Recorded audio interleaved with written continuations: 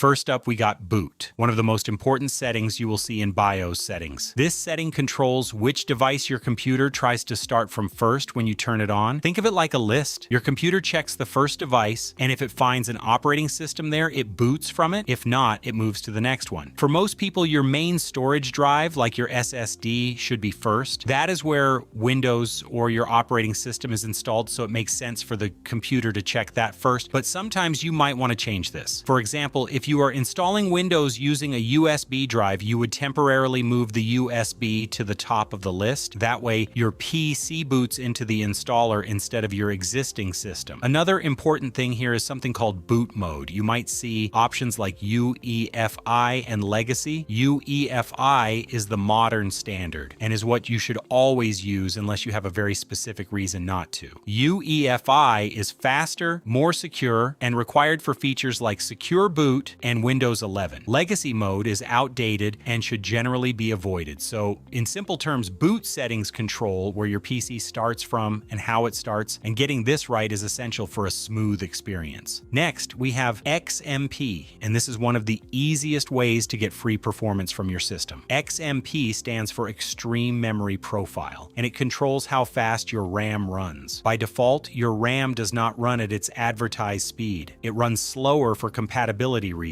For example, you might buy RAM that says 3,200 megahertz, but when you install it, it could be running at 2,133 megahertz. That is a huge difference. XMP allows you to unlock the full speed of your RAM with just one setting. You simply enable XMP in the BIOS, and your RAM will automatically adjust to its rated speed and timings. This can improve performance in games, editing, multitasking, and basically anything that uses memory. There are usually one or two XMP profiles available. Just pick profile 1 in most cases, as that is the one tested by the manufacturer. However, keep in mind that XMP is technically a form of overclocking. It is safe for most systems, but if your PC becomes unstable, you can always turn it off. On AMD systems, you might see it called DOCP or Expo instead of XMP, but it does the exact same thing. Now let's talk about CPU settings, which can look intimidating, but are actually simple if you break them down. In BIOS, CPU settings control how your processor behaves. This includes things like clock speeds, power limits, and boost behavior. Most modern CPUs automatically boost themselves depending on workload. This means you usually do not need to manually overclock. One important setting you might see is something like precision boost or turbo boost. These should always be enabled because they allow your CPU to perform at its maximum when needed. You might also see voltage settings, but as a beginner, you should not touch these. Changing voltage incorrectly can cause instability or even damage hardware. Another setting you might notice is CPU cores or threads. These should always be set to auto or enabled fully, unless you have a very specific reason to limit them. So for beginners, the best approach is simple. Leave CPU settings mostly on default, make sure boosting features are enabled, and avoid manual overclocking unless you really know what you are doing.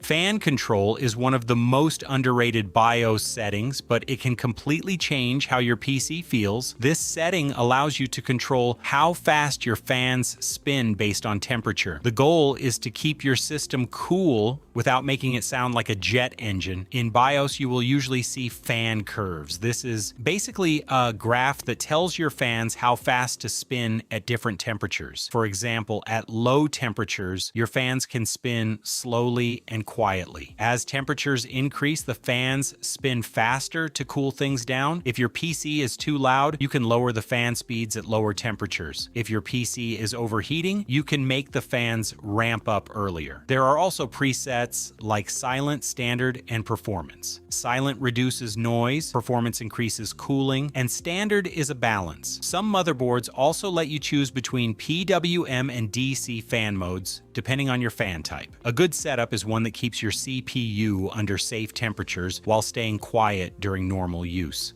Secure Boot is a security feature designed to protect your computer from malicious software during startup. When enabled, Secure Boot ensures that only trusted software can run when your PC starts. This prevents things like rootkits or boot-level viruses from taking control. For most users, Secure Boot should be enabled, especially if you're using modern operating systems like Windows 10 or Windows 11. In fact, Windows 11 actually requires Secure Boot to be enabled. However, there are situations where you might disable it. For example, if you are installing certain operating systems or using specific tools that are not recognized by Secure Boot. You might also need to switch Secure Boot modes or clear keys when setting up a fresh system, which is normal and part of the setup process. This does not mean something is wrong. It just prepares the system for a new installation. TPM stands for Trusted Platform Module, and it is another security feature that works closely with your operating system. TPM stores encryption keys and helps protect sensitive data. It is also required for features like BitLocker and Windows 11. In BIOS, you might see it labeled as TPM, FTPM, or PTT, depending on your system. Most modern systems already have TPM built into the CPU, so you just need to enable it. If TPM is disabled, you might not be able to install or upgrade to certain operating systems. Sometimes TPM settings can include options to clear or reset it, which should only be done if you understand the consequences, as it can remove stored encryption data. This is useful when reinstalling a system, but risky if you still need access to encrypted files. Now let's talk about storage settings, specifically AHCI and RAID. These modes control how your motherboard communicates with your storage drives. AHCI is the standard mode and is what most people should use. It allows features like faster data transfer and better SSD performance. RAID, on the other hand, is used when you want to combine multiple drives for performance or redundancy. For example, RAID can make two drives act as one for faster speeds or duplicate data for safety. But for beginners, RAID is not necessary. It adds complexity and is only useful in specific setups. If you are using a single SSD or HDD, just stick with AHCI. Some systems also include NVMe configuration settings. For newer SSDs, these are usually handled automatically and do not require manual changes. Modern BIOS versions are very good at detecting and optimizing these drives by default. In BIOS, you may see settings related to graphics, especially if your CPU has integrated graphics. This setting decides whether your system uses the integrated GPU or a dedicated graphics card. If you have a dedicated GPU installed, your system will usually use it automatically, but sometimes you can manually select which one to prioritize. For gaming or heavy tasks, always use your dedicated GPU because it is much more powerful. Integrated graphics are useful for basic tasks or as a backup if your GPU is not working. Some BIOS options also allow multi-monitor support using both integrated and dedicated GPUs at the same time. This can be useful for productivity setups with multiple displays. Some BIOS settings also allow you to allocate memory to the integrated GPU, which can slightly improve its performance.